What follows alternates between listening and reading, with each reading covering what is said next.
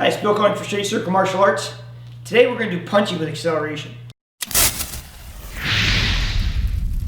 Most people do not accelerate when they punch. Most people drive when they punch. If you watch the majority of people when they punch, what they do is they plant their feet, they grab the ground, and they hit.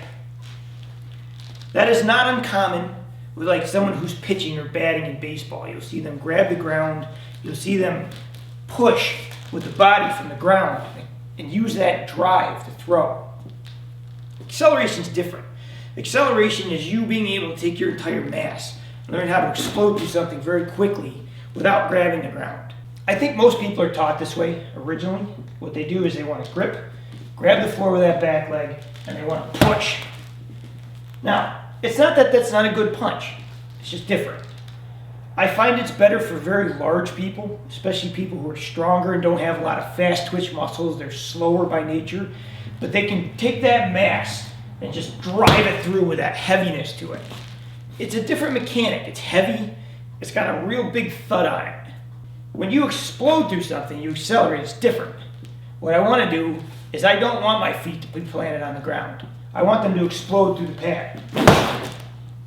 So I'm taking my mass and I'm accelerating through it.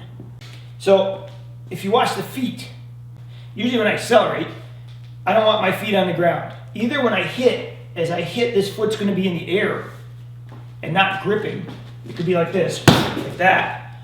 Or my front leg's going to come up and then my back leg's going to be in the air as I throw, like that. If you listen to the sound on the pad versus the first one, it's very different. It's more explosive. It's got more of a shock wave to it. Versus that heavy, dull thud, which is just a dull thud to knock them back. Both of them work, they're just different. So I'm under the assumption you all know how to hit from the ground. Because generally boxers, karate guys, they're all back foot guys, and they grip the earth. Acceleration, how you learn this, is you got to start slow. Everyone wants to go really fast, but you're not ready to go fast yet. What you want to do is you want to learn how just to pop. See that little pop? It's like this. Just a nice pop. But in real life, that doesn't hurt. It's a flick, because the only thing on it's the arm. What you got to do is you got to connect your mass to it. So once you get the flick down, then you want to do it with a nice easy step, like this. Do you see how my mass is going through the target at this point? So I'm not just hitting with this flick. There's mass on it when I hit.